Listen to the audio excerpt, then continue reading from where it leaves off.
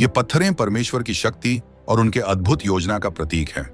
परमेश्वर के आदेश पर यहोशू ने इजराइल के 12 गोत्रों के प्रत्येक प्रतिनिधि के माध्यम से यरदन नदी के बीच से पत्थरों को लेकर यहाँ पत्थरों की एक स्मारक बनाया गया था। इस स्थान के बारे में समझने में मुश्किल ना हो, इसीलिए शुरुआत से समझते हैं। यहोशू के नेतृत्व में मिस्र से निर्गमन के दौरान यरदान नदी को पार करने और वादा किए गए देश में प्रवेश करने के बाद इसराइलियों ने इसी स्थान पर कैंप डाला था, जिसे बाइबल में गिलगाल कहा गया है। इसी स्थान पर रेगिस्तान में 40 साल भटकने के दौरान पैदा हुए इजरायली पुरुषों का खतना करके परमेश्वर के वाचा की नवीनीकरण किया गया था और इजरायलियों ने वादा किए गए देश में पहली फसह मनाया था।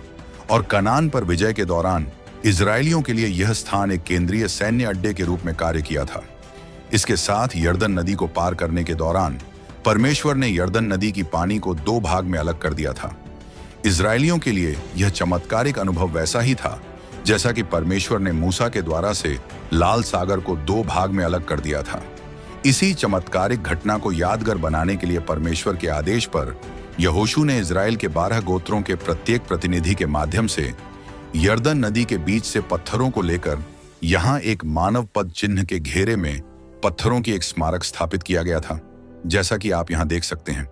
और इस मानव पद चिन्ह की घेरा को उन्होंने संयोग से नहीं बनाया था, बल्कि यह परमेश्वर के वाचा के अनुसार बनाया गया था, जैसा कि बाइबल में लिखा गया है, जहां कहीं तुम्हारे पैर का तलवा पड़ेगा वह तुम्हारा होगा। इसी वाचा के तहत वादा किए गए देश में आगे बढ़ने से पहले इसे चिन्हित किया और बाद में इजरायली जिस नगर को चाहे उन्होंने उसे जीता।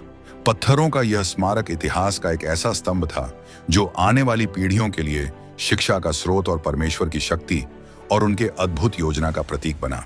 आखिर में अगर आप अपने लिए प्रार्थना करवाना चाहते हैं तो नीचे कमेंट कर सकते हैं। अगर आप विश्वास करते हैं तो इस चैनल को जरूर सब्सक्राइब करें